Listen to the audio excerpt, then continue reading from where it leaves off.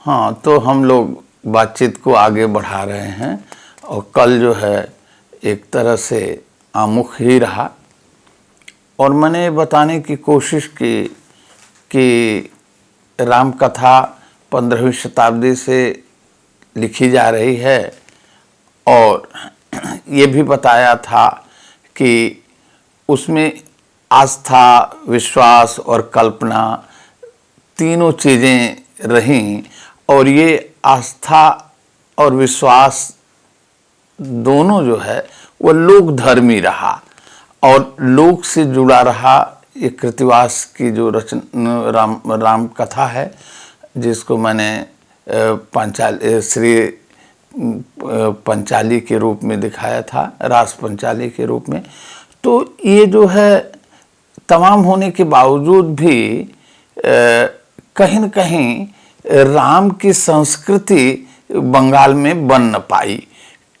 उसका कारण भी है क्योंकि हर गौरी और राधा कृष्ण की जो संस्कृति थी वो ज़्यादा तौर पर आई क्योंकि हर गौरी के साथ एक बंगाली गृहस्थ की ज़िंदगी का स्वरूप सामने जरूर आया, लेकिन जिस तरह से सौंदर्य और प्रेम की भावनाएं राधा कृष्ण के साथ आई तो उसने इतना प्रभाव ग्रहण कर लिया और चैतन्य के आने के बाद भी उसका और ज़्यादा प्रभाव पड़ा था। इस चीज़ को लेकर रविन्द्रनाथ ने चिंता व्यक्त की थी अपने बंगाल ग्राम्य गान में। उन्होंने इस बात को व्याख्यायित किया कि पश्चिम का मतलब यूरोपीय देश नहीं, इस भारत के पश्चिमी क्षेत्र में उन्होंने जिस तरह से राम कथा का विकास हुआ और जिस तरह से राम कथा के साथ जो एक संस्कृति तैयार हुई उसकी व्यापकता को स्वीकार करते हैं और उस स्वीकृति के साथ वो क्षोभ भी व्यक्त करते हैं कि काश ये बंगाल में भी इस तरह की संस्कृति आती तो थोड़ी और पौरुषेय और पारिवारिक और इस तरह से दाम्पत्य और इसके बाद जो है युद्ध आदि की जो स्थितियां सामने आती उससे एक वीरता का भाव जाहिर होता। क्योंकि बंगाल के लोकगीतों में भी यह दिखाया जाता है कि यहाँ शारीरिक रूप से भीरुता बहुत रही है। तो ये जो चीज़ें हैं क्यों हैं, तो इस चीज़ को लेकर के रविन्द्रनाथ ने जो चिंता व्यक्त की उस पर विचार किया जाना चाहिए और मैं चाहूँगा कि उन्हीं की भाषा का जो अनुवाद मैंने ही किया है उसको यहाँ प्रस्तुत करूँ, क्योंकि रविन्द्रनाथ की जो चिंता है वो संपूर्ण रूप से इन्हीं कुछ पंक्तियों के माध्यम से जाहिर हो जाएंगी। तो इस चीज़ को लेते हुए हम लोग देखेंगे और आज इसके बाद फिर कृतिवास पर लौटेंगे क्योंकि कृतिवास के कुछ सर्गों तक ही आज बात होगी। आदिकाल और अयोध्या कांड, इसी दो तक हम लोग आज सीमित रहेंगे, इसके बाद आगे बात बनेगी। तो आप देखिए कि रविन्द्रनाथ क्या कह रहे हैं अपने पूरे बंगाल की संस्कृति के बारे में और वह जो लोक में जाकर के व्याप्त है। सब अभिजात वर्ग की संस्कृति से उनका नहीं मतलब है, उस पूरे लोक संस्कृति से उनका मतलब है। तो ये बताते हैं कि बंगला ग्राम्य गान में हर गौरी एवं राधा कृष्ण की कथा के अलावा सीता राम एवं राम रावण की कथा भी पाई जाती है, किंतु उनकी तुलना में अल्प है। यह बात स्वीकार करनी ही होगी कि पश्चिम में जैसे रामायण की कथा ही जन साधारण में काफी मात्रा में प्रचलित है, वहां बंगाल की अपेक्षा पौरुष की चर्चा अधिक है। अब इस पौरुष की ओर ज्यादा संकेत करते हैं। हमारे प्रदेश में हर गौरी कथा में स्त्री पुरुष और राधा कृष्ण की कथा में नायक नायिका के संबंध नाना रूप में वर्णित हैं, किंतु उनका प्रसार संकीर्ण है। उसमें सर्वांगीण मनुष्य का खाद्य नहीं पाया जाता। हमारे प्रदेश के राधा कृष्ण की कथा में सौंदर्य वृत्ति एवं हर गौरी की कथा में हृदय वृत्ति की चर्चा हुई है। एक तरफ सौंदर्य वृत्ति है और दूसरी तरफ हृदय वृत्ति है, किंतु उसमें धर्म वृत्ति की अवतारणा नहीं हुई है। उसमें वीरत्व, महत्व, अविचलित भक्ति एवं कठोर त्याग को स्वीकार करने का आदर्श नहीं है। राम सीता का दाम्पत्य हमारे प्रदेश के प्रचलित हर गौरी दाम्पत्य की अपेक्षा बहुत गुना श्रेष्ठ, उन्नत एवं विशुद्ध है।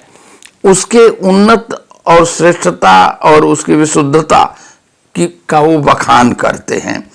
वह जितना कठोर गंभीर है उतना ही स्निग्ध कोमल है। रामायण कथा में एक ओर कर्तव्य का दुरूह काठिन्य है तो दूसरी ओर भाव का अपरिसीम माधुर्य एक साथ सम्मिलित हैं। उसमें दाम्पत्य, सौभ्रातृ, पितृभक्ति, प्रभुभक्ति, प्रजावात्सल्य प्रभृति मनुष्य के जितने प्रकार के उच्च अंश के हृदय बंधन हैं, उसका श्रेष्ठ आदर्श परिस्फुट हुआ है। उसमें सब प्रकार के हृदय वृत्ति का महान धर्म नियम के द्वारा पग पग पर संयमित करने का कठोर शासन प्रचलित है। हर प्रकार से मनुष्य को मनुष्य बनाने की ऐसी उपयोगी शिक्षा और किसी देश में, किसी साहित्य में नहीं है। बंगाल की मिट्टी में उस रामायण की कथा हर गौरी और राधा कृष्ण की कथा के ऊपर सिर नहीं उठा पाई। वह हमारे प्रदेश का दुर्भाग्य है। इस बात को भी वो कहते हैं कि हमारे प्रदेश का दुर्भाग्य है कि हर गौरी और राधा कृष्ण की इस चेतना के साथ कारण जो है राम की कथा यहाँ नहीं आ पाई, और इससे बड़ा दुर्भाग्य वो कुछ नहीं मानते। जिसने राम को युद्ध क्षेत्र में एवं कर्म क्षेत्र में नर देवता का आदर्श माना है, उसके पौरुष, कर्तव्य निष्ठा एवं धर्म परता का आदर्श हमारी अपेक्षा उच्चतर है। तो इस जब तुलना में वो जाते हैं कि बंगाल में जो आदर्श है वह उससे ज्यादा उच्चतर है, पश्चिम मतलब पश्चिमी क्षेत्र भारत का है, उसमें जो राम की कथा जहाँ ज्यादा प्रचलित है, निश्चित रूप से वह श्रेष्ठतर है, उच्चतर है। तो ये जो चीज है, स्वीकृति जो है रविन्द्रनाथ की, इसमें वो कष्ट और अपनी वेदना को कहीं कहीं व्यक्त करते हैं। इस चीज को लेकर के सोचा जाना चाहिए।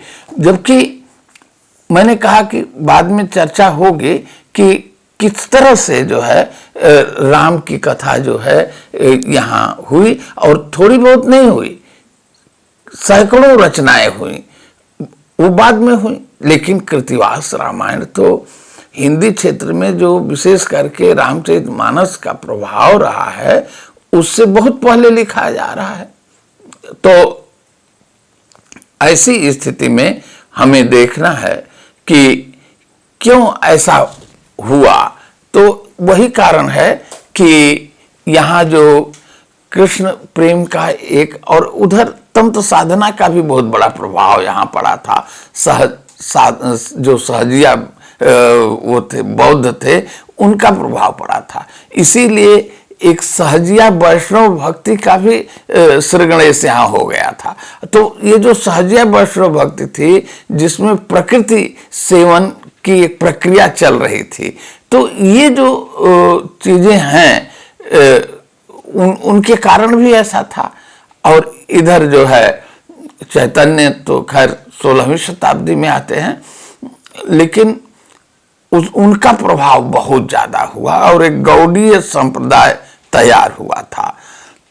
लेकिन कृतिवास की जब रचना होती है तो उस समय जो है ऐसा कुछ नहीं था कि कहीं गौड़ीय संप्रदाय भी नहीं था, और उनके सामने एक तरह से पूरा लोक था।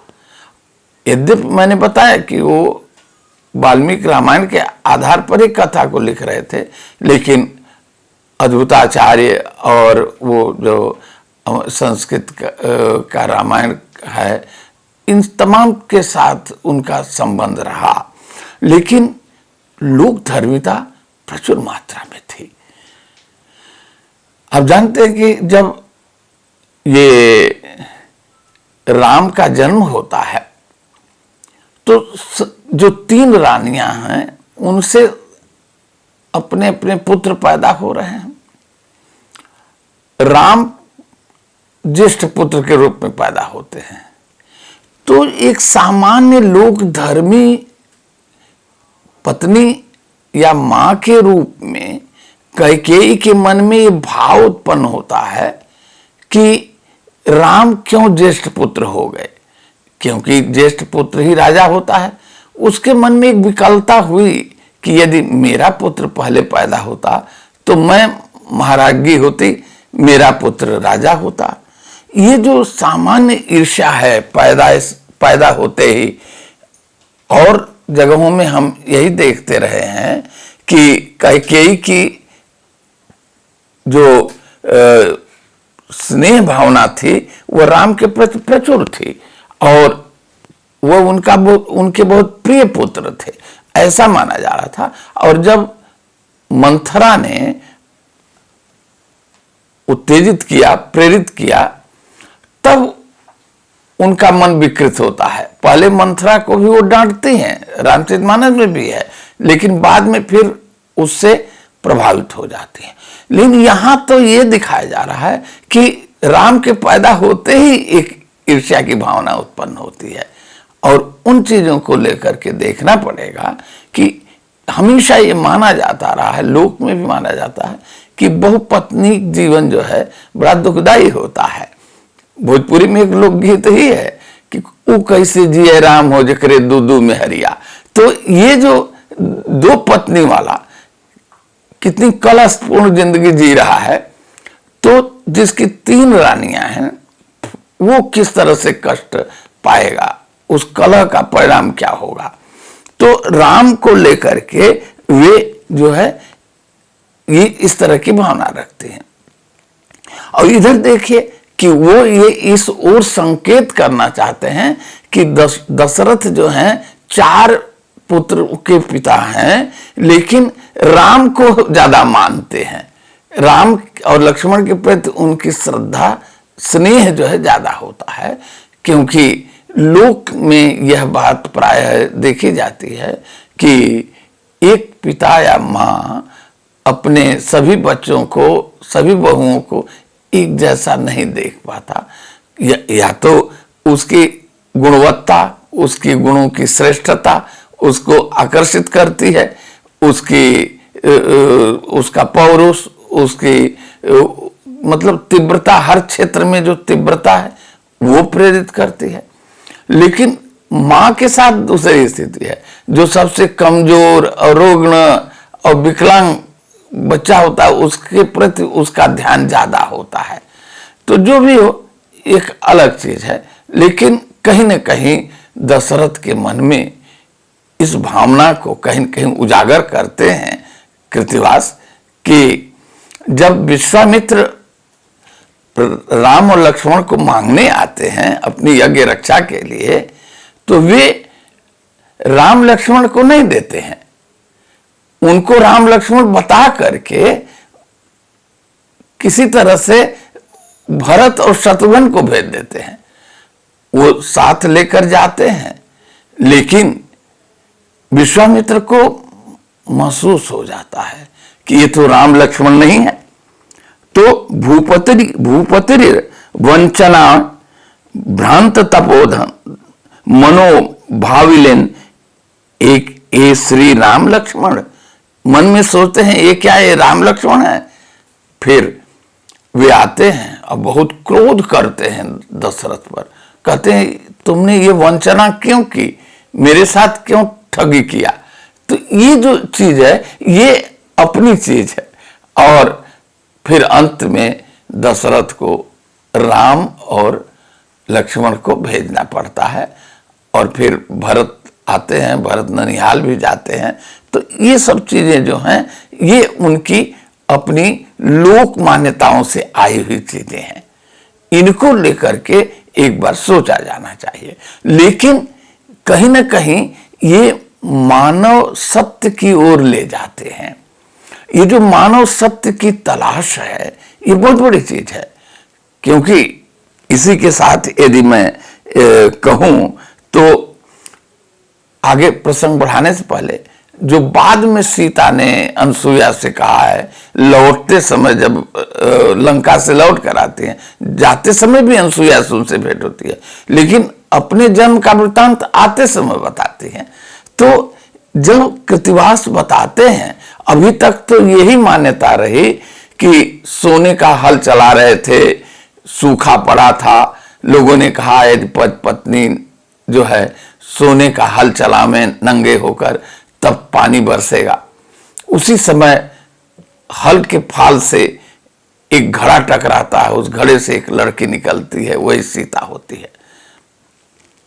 अब ठीक है कि यदि सीता कृषि संस्कृति के रूप में है तो कृषि संस्कृति हमेशा हल के फाल से ही निकलेगी, क्योंकि उस समय कृषि का उत्पादन और उस उत्पादन के साथ कृषि की संस्कृति का होना यह हल के फाल पर निर्भर करता था, क्योंकि हल के बिना खेती हो नहीं सकती थी। तो ये जो कृषि संस्कृति के रूप में सीता है, वो तो जमीन से ही पैदा हो रहे हैं। लेकिन यहां जो सीता बताती हैं, कितना सत्य, मानवीय सत्य, मनोवैज्ञानिक सत्य की ओर कृतिवास ले जाते हैं। सीता कहती हैं कि मैं कैसे पैदा हुई, आपको बताती हूं। मेरे पिताजी हल चला रहे थे, जनक पिताजी हल चला रहे थे, उर्वशी उड़ रही थी, ऊपर से आकाश से उड़ते हुए जा रही थी। हवा के झोंके से उसके वस्त्र उड़े और उसके सौंदर्य को, उसके अंगों को देखकर वो अभिभूत हो गए, और उससे अभिभूत होने से उनका ब्रह्मरेत विसर्जित हुआ मिट्टी में और मैं पैदा हो गई। अब एक नारी के सौंदर्य से अभिभूत होकर ब्रह्मरेत विसर्जित कर देना एक मानवीय स्वाभाविकता है, लेकिन अभी भी उसमें वायवीयता है, कहीं कहीं मिथकीकरण है। क्योंकि जमीन में पड़ने पर सीता का पैदा होना, यदि वो बताते कि उर्वशी आ रही थी, उर्वशी को बुलाया और उसके साथ उन्होंने शारीरिक संपर्क किया, प्रेम आदि सारी प्रक्रियाएं हुई, काम शास्त्रीय सारी क्रियाएं हुई और उससे मैं पैदा हुई, तो शायद ये सबसे ज्यादा मानवीय सत्य होता। लेकिन नहीं, इतना सत्य तो है कि उस सुंदर उर्वशी के उस सौंदर्य को या उसके अंगों को देखने के बाद अभिभूत होना और भाव विभोर होने के बाद ब्रह्मरेत विसर्जन की जो प्रक्रिया है, ये कहीं कृतिवास दिखा रहे हैं। तो उसके दो कारण हो सकते हैं। एक तो है कि मैंने कहा ना कि विश्वास, आस्था और कल्पना। तो कल्पना अलग चीज है, लेकिन अपने विश्वास के साथ तो यहां आ रहे हैं जो लोक विश्वास है, लेकिन आस्था कहीं कहीं रोक रही है, और उसी आस्था के कारण वे इस बात को कहीं कहीं पूरा नहीं कर पा रहे हैं, उसको मानवीय नहीं कर पा रहे हैं। जबकि शाला महाभारत में, उड़िया के शाला महाभारत में शाला दास हमेशा जिन जिन ऋषियों और तपस्वियों के मिलन की बात, नारी पुरुष की बात करते हैं, उसमें कोई अलौकिकता नहीं देखना चाहते हैं, वे बिल्कुल शारीरिक संबंध से उसको जोड़ते हैं। तो ये वो भी 15वीं शताब्दी की रचना है और वो बिल्कुल यथार्थ मुखी है। लेकिन ये यहाँ कृतिवास जो है अपनी आस्था के वशीभूत हो जाते हैं, क्योंकि हर लेखक मनुष्य होता है और अपनी कल्पना और विश्वास और आस्था को जब वह रूप दे रहा होता है, अपने वर्तमान को रूप दे रहा होता है, तो वह कहीं न कहीं जाकर अपने संस्कारों की जड़ता से भी टकराता है। और ये जो संस्कार की जड़ता है, उससे मुक्त होना बड़ा मुश्किल होता है। तो अब ये देखा जाए कि ये जो जिसको कहते हैं स्थिरता का जड़त्व। अब ये संस्कार के रूप में स्थिरता का जड़त्व हमारे सामने प्रस्तुत होता है, और फिर रचनाकार चाहते हुए भी उस यथार्थ को, उस मानवीय मनोवैज्ञानिक सत्य को बताते बताते कहीं कहीं रुक जाता है और उसको फिर वायवीय बना देता है, क्योंकि उस अंगों से प्रभावित तो होता दिखाता है, लेकिन उन अंगों का क्रियात्मक प्रयोग नहीं होने देता। तो ये जो बचाव की स्थिति है, ये सुरक्षा की स्थिति है, इसको जो है लेकर के सोचा जाना चाहिए। तो कितने वो लोग धर्मी हैं और कितने विश्वास आस्था के साथ भी जुड़ते हैं, इन चीजों को लेकर देखा जाए। और किस तरह से लोग जो है इस जन्म के सत्य को तो उसी रूप में जानता है कि लड़का हो या लड़की, पैदा होने की जो विधि है एक ही है, लेकिन कभी कभी रचनाकार, और विशेष करके प्राचीन काल में रचनाकार लोक या जन को आश्चर्य में भी डालना चाहता है। तो ये जो आश्चर्य में डालने की जो बात है ये महत्वपूर्ण होती है, और उस आश्चर्य से उसमें कौतूहल होता है। ये जो कौतूहल उद्दीपक तत्व है ये रचना को कहीं कहीं चमत्कार की ओर ले जाता है। तो ये रचनाकार जो हैं लगभग ऐसा ही करते हैं कि कुछ ऐसी चीजें आश्चर्यजनक ढंग से, जैसे जो भी महाभारत हो या इन सब कथाओं में आप देखिए कि बच्चा 9 महीने तक इंतजार नहीं करता है, तुरंत पैदा होता है, आशुपुत्र पैदा होते हैं।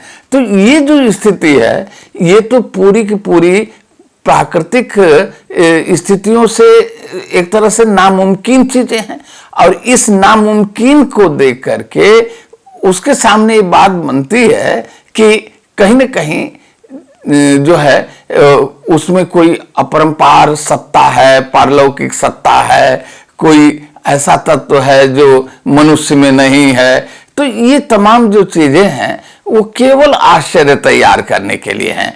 उस आध्यात्म के चमत्कार को दिखाना बहुत बड़ी बात नहीं है, लेकिन ये चीजें जैसे कि तुरंत सीता का पैदा होना, और ब्रह्मरेत विसर्जित हो रहा है और संग संग सीता पैदा हो जा रही हैं।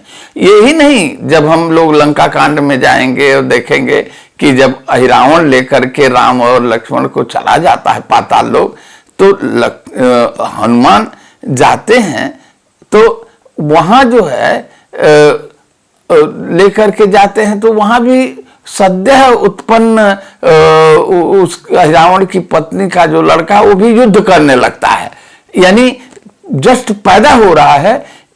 ये उसकी पत्नी को पैर से मारते हैं हनुमान, और उसके मारने से, आघात से, अब देखिए वहां भी एक विचित्र एक तरह से कल्पना है, क्योंकि सच को झुठला करके इस कल्पना की ओर घुमा देना, और उससे सद्य एक पुत्र पैदा हो जाता है। तो अहिरावण को मार करके ले आना चाहते हैं, लेकिन जो सद्य पैदा पुत्र है वो भी युद्ध करने लगता है। अब देखिए पैदा होते होते युद्ध करने लग रहा है। तो ये जो स्थितियां हैं, तो यहां भी सीता सद्य पैदा होती है। जैसे वहां भी एक कल्पना थी कि एक गगरी है और उसमें रावण ने रक्त रख रखा था पाप का, और उसमें से सीता पैदा हो जाते हैं, एकाएक टकराते ही पैदा हो जाती हैं। तो ये जो तत्काल हो जाने वाली स्थितियां हैं ये एक आश्चर्य और एक चमत्कार पैदा करती हैं, और रचना के प्रति एक विचित्र उत्सुकता तैयार होती है, नहीं तो एक सामान्य वर्णन बन के रह जाएगा। ये चीजें हैं, तो इन चीजों को लेकर के हमें सोचना पड़ता है। तो खैर मैं ये कह रहा था कि एक लोक जीवन और लोक जीवन की मान्यताओं को काफी रूप में कृतिवास ने अपना रूप दिया है। उस राम कथा के खाका में एक बहुत बड़ा खाका है और उसमें उस लोक को, चाहे वो कल्पना, चमत्कार या कहीं आश्चर्य, सब कुछ देते हुए वे लाते हैं। और एक पारंपरिक जो कथा है उसको भी कहीं न कहीं संरक्षित रखना चाहते हैं। तो देखिए, केवट प्रसंग जो है ये आदि कांड में जो है आप देखेंगे या हम लोग देखेंगे कि आदि कांड में केवट प्रसंग बड़ा महत्वपूर्ण प्रसंग बनकर आता है और राम का वहाँ एक बड़ा अच्छा राम मानवीय संदर्भ सामने उभर कर आता है। और आप देखते हैं, हम लोग देखते हैं कि ये जब केवट से मिलते हैं तो यह मान लिया जाता है केवट उस जमाने में, आज की बात नहीं है, उस जमाने में केवट अछूत माना जाता था। लेकिन राम गले लगाते हैं, उसको अपना सखा मानते हैं, वो निषाद राज के रूप में कहा जा रहा है। तो जो भी है, ये तुलसी के रामचरितमानस में है या रामायण में है, ये सारी चीजें सब जगह हैं। तो ये उनका बड़प्पन है, उनकी उच्च मानवता है कि समाज में जो तिरस्कृत वर्ग के लोग हैं उन्हें यथोचित समकक्षता प्रदान कर रहे हैं। तो ये जो चीज है इसलिए बहुत प्रधान हो जाती है कि केवट जो है, और उसी संदर्भ में उनके उस चलन रज का महत्व भी प्रतिपादित होता है। और फिर केवट और राम दोनों एक धर्मी हो जाते हैं। केवट नदी पार करता है, राम भव सागर पार कराते हैं। तो ये दोनों केवट ही तो हैं। ये ऐसी एक मीमांसा हमेशा राम काव्य के बीच में रही है और उसकी मैत्री को ये भी दिखाया जाता है कि राम कभी भी केवट के मैत्री को भूलते नहीं हैं। जब लंका से लौटते हैं और भरद्वाज आश्रम में फिर आते हैं तो आने के बाद ये पता चलता है केवट को, निषाद राज को ये पता चलता है कि राम सीधे अयोध्या चले गए।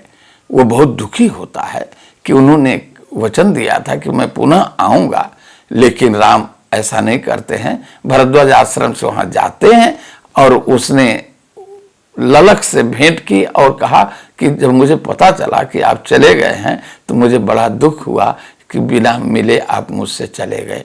तो उन्होंने कहा, नहीं निषाद राज, कृतज्ञता से बड़ा पाप और कोई पाप नहीं होता। तो ये जो कृतज्ञता से बड़ा पाप है, वो उस कृतज्ञता और कृतज्ञता के बीच मानवीय चेतना और मनुष्य के कर्तव्य को कहीं न कहीं मूल्यांकित कर रहा है। तो लेकिन यहां जो है वनगमन के समय नहीं, केवट प्रसंग आता है।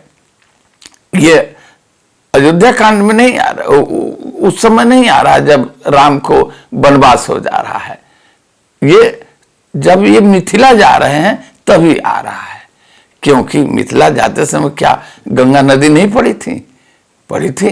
तो गंगा में पुल कहाँ था, पार होने के लिए तो केवट चाहिए। तो ये केवट प्रसंग जो है उनका आ जाता है मिथिला जाते समय। ये एक स्थिति बनती है। तो मैं समझता हूं कि जब मिथिला जा रहे थे उसी समय केवट प्रसंग लाने की जरूरत क्या रही होगी, क्योंकि उस समय का प्रसंग और इस समय के प्रसंग में बड़ा अंतर है। क्योंकि यहां तपस्वी भी साथ में है, वहां राम लक्ष्मण सीता है, और केवट को उतराई देने के लिए पता नहीं विश्वामित्र के पास क्या था, नहीं जानता हूं, लेकिन यहां तो तीनों लोगों के पास कुछ नहीं था। लेकिन फिर भी सीता अपनी मुद्रिका निकालती हैं। पिय हिय की सिय जानन हारी, मणि मुदरी मन मुदित उतारी, कह केवट सन कह ले उतराई, केवट चरण गयो अकुलाई, बहुत काल में कीन मजूरी, दीन आज विधि भल भल भूरी।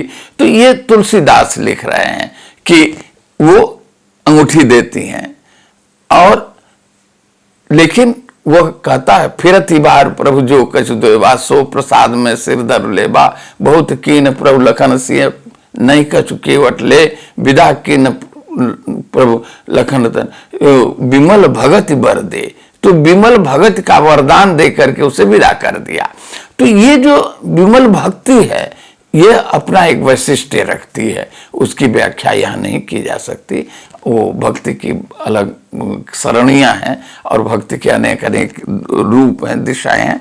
तो यहाँ केवट प्रसंग जो है आता है और फिर वहाँ मिथिला पहुँचते हैं। पहुँचने के बाद जो सारी क्रियाएं हो रही हैं, शर्त तो सीता के विवाह की शर्त धनुष भंग गई है, और उस बीच जो भी सारी भ्रमण है, घूमना है, सीता दर्शन है, तमाम परिस्थितियां हैं, वो सब चीजें हैं और वो अपने अपने ढंग से इन्होंने प्रस्तुत किया है।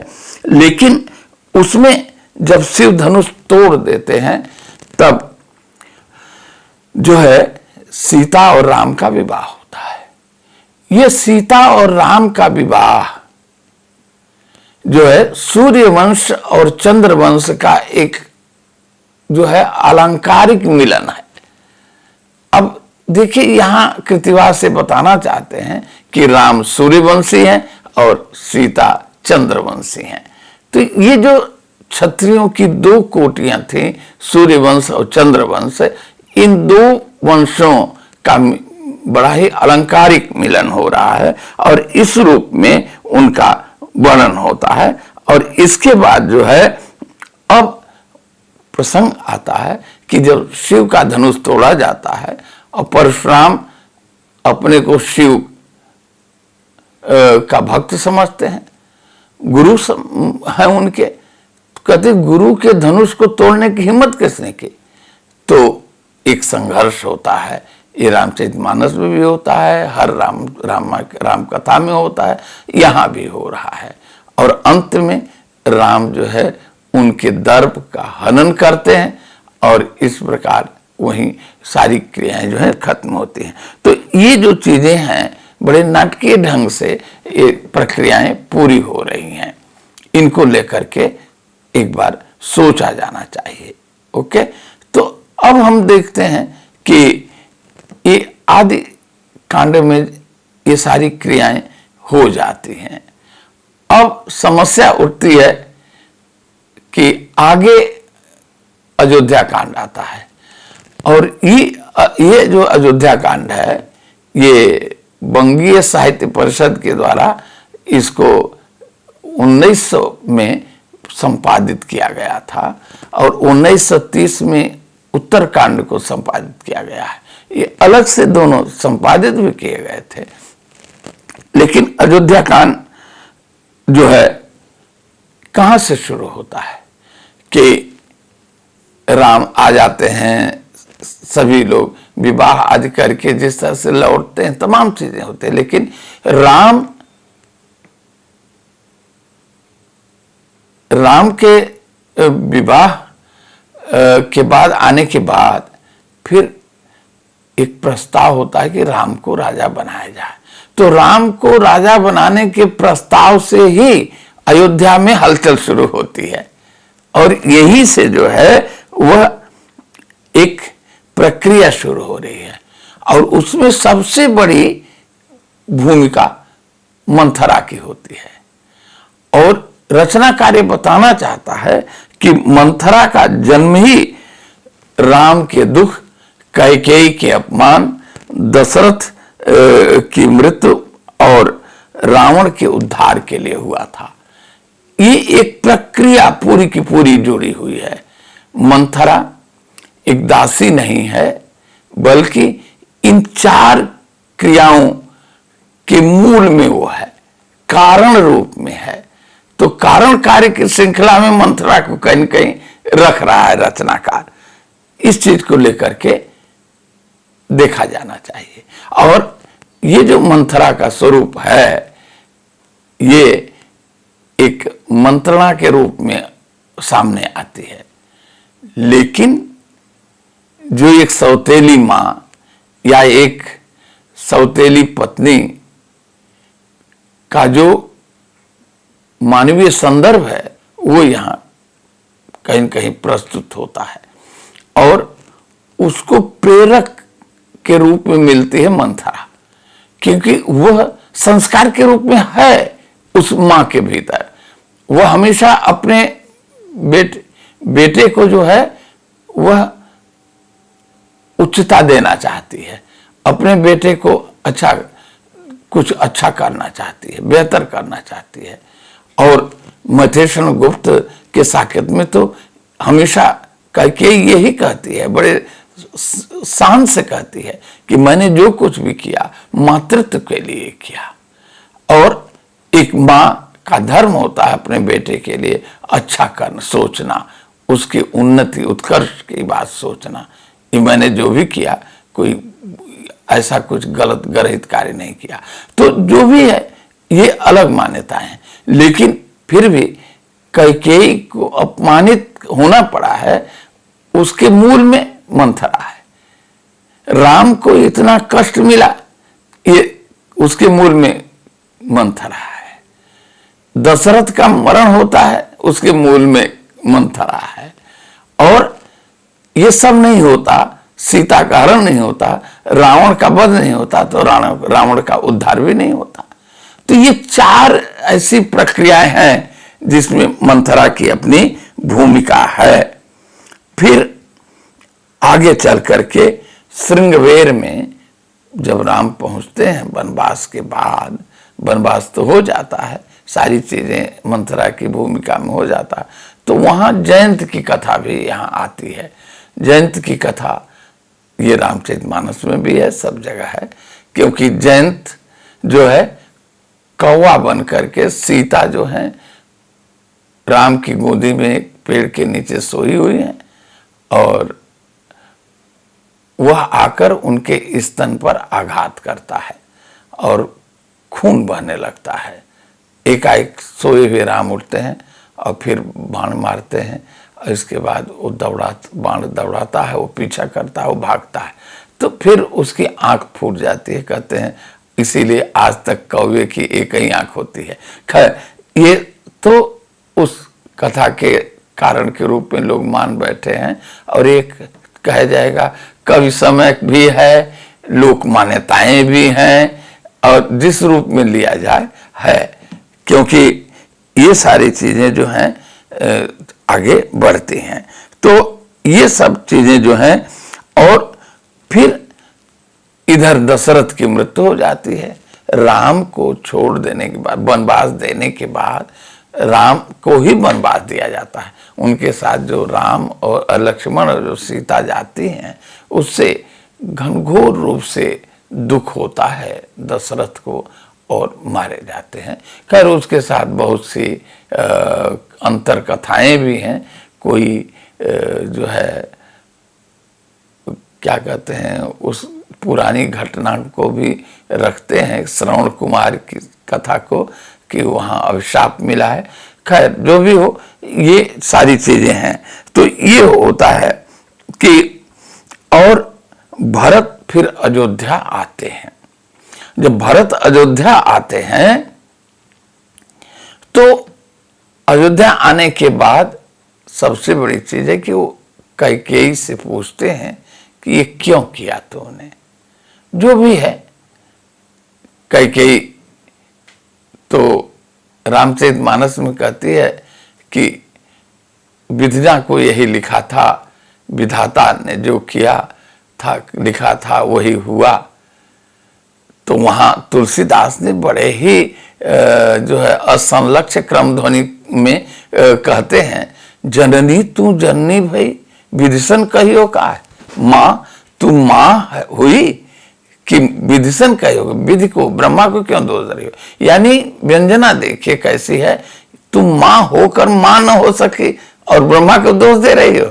तो ये जो व्यंग्य है, ये जो कथन है, वो असंलक्ष्य ध्वनि क्रम में उदाहरण के रूप में भी दिया जाता है, और वो कितना मूल रूप में है कि माँ माँ होकर तू माँ न हुई, जननी तू जननी हुई, विरसन कहियो काय, जननी होकर तुम जननी न हो सकी, यहाँ हुई नहीं न हो सकी। तो ऐसे अब यहाँ भी वो बहुत कुछ निंदा करते हैं अपनी माँ की, और इस तरह से जो है फिर दशरथ की अंत्येष्टि करते हैं, और सारी माँ की भर्त्सना करने के बाद अंत्येष्टि करते हैं, और इसके बाद राम के जाने के लिए प्रस्थान करना है, और गया धाम भी जाने की बात यहाँ आती है।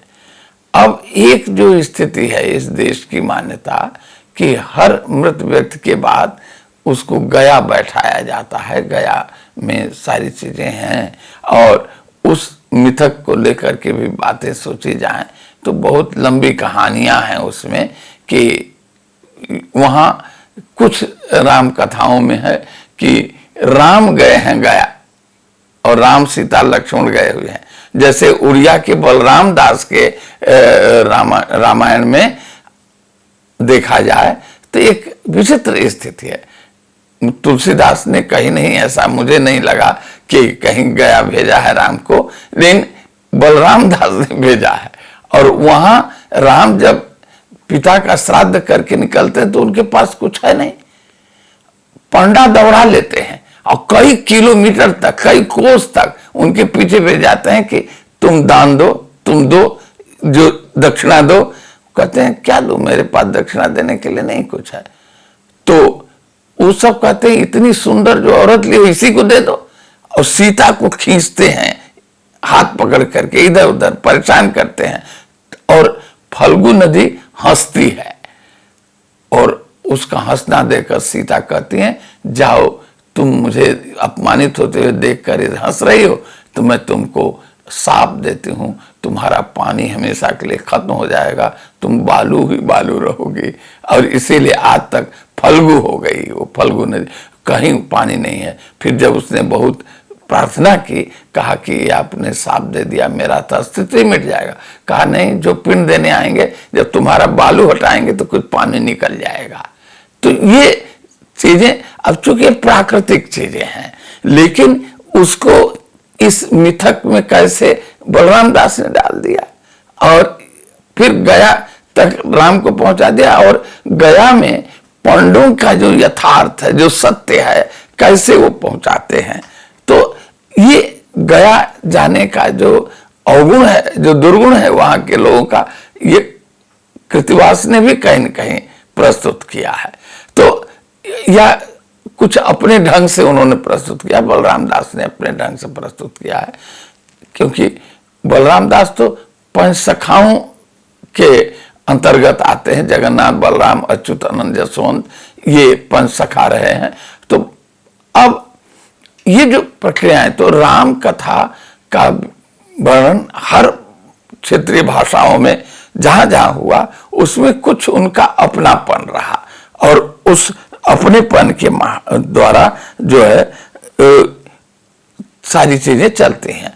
तो एक जो पारंपरिक मान्यताएं हैं, उनके महात्म्य को भी प्रस्तुत करने की कोशिश की जा रही है, और उस परंपरा को उसी रूप में ला करके फिर से एक प्रस्तुति, यह भी एक यहाँ की विशिष्टता है, या कहा जाए कि ये भी एक तरह की जड़ता है, क्योंकि लोग बाध्य हैं कि जो चीजें होती रही और आज तक इस 21वीं शताब्दी में भी गया जाने की परंपरा चल रही है, तो निश्चित रूप से ये इन्हीं रचनाकारों की देन है। क्योंकि जिस भी रचनाकार को देखिए, वो पुरानी मान्यताओं को कहीं महत्व देते हुए उस अपने कथानायक के साथ उसको जोड़ देता है, और कथानायक भी सम्मान के साथ उसको ग्रहण कर रहा है। तो जब उसको कर रहा है कथानायक, तो हर मनुष्य को करना है, यह कोई विरोध नहीं कर रहा है कि इसकी कोई जरूरत नहीं है। तो इन चीजों को लेकर के सोचा जाना चाहिए। आज हम लोग यहीं तक बातचीत करेंगे, और अयोध्या कांड, इसके बाद अगले दिन से हम लोग अरण्य कांड की ओर चलेंगे, और देखेंगे कि ये जो श्री रास पंचाली है, वो किस तरह से जीवन को हमारे सामने प्रस्तुत कर रही है, और घटनाओं को पूरी अपनी परंपरा से लेते हुए भी उसको नया करने की कोशिश कर रहा है रचनाकार। और यही नए होने और पुराने की स्थिरता में ही पूरी रचना आगे बढ़ती है। हर रचनाकार के साथ होता है, क्योंकि चिंतन हमेशा नया होता है। और जब चिंतन के धरातल पर रचनाकार आता है तो नवीनता को परोसता है, लेकिन उसके भीतर एक संस्कार की जड़ता होती है जो उसको पीछे खींच ले जाती है, और वही जड़ता जो है फिर अगली परंपरा को भी जड़ता में घुसेड़ देती है। तो ये चीजें जो है हमें देखना चाहिए, क्योंकि चिंतन पूर्ण नवीनता, क्योंकि हमेशा रचनाकार समग्र जीवन मूल्यों को रचता हुआ उसको नए मूल्यों में ले जाना चाहता है, उसको समग्रता देना चाहता है, लेकिन देते देते फिर कहीं न कहीं कुंठित हो जाता है, रुक जाता है, या उसे पीछे की ओर भी दिखाने लगता है। तो ये जो सिंहावलोकन होता है साहित्य में या किसी भी सोच में, यह मान्यताओं को मान्यता देना ही नहीं है, यह अगली परंपरा को उन जड़ताओं में भी घसीटना है। उसको चाहिए कि यदि वे मान्यताएं सार्थक नहीं है, मूल्यवान नहीं है और बहुत कैसे आ गई हैं, उनकी एक जड़ता है, उससे उबारने की कोशिश करे, उससे निकालने की कोशिश करे तो ज्यादा बेहतर होता। लेकिन नहीं, एक तरफ तो अपने पात्रों को नवीनता की ओर ले जाता है, दूसरी तरफ उसको उस प्राचीनता की ओर छोड़ देना भी चाहता है, उसके महत्व को उससे प्रतिपादित करवाता है। तो ये तमाम चीजें जो हैं, जो हमें उन निरर्थक चीजों से या कहें कि जड़ मान्यताओं से जोड़ती हैं। तो ये कि कोई भी रचनाकार है, लेकिन कृतिवास अपेक्षाकृत अन्य रचनाकारों से ज्यादा लोक धर्मी और ज्यादा नए हैं।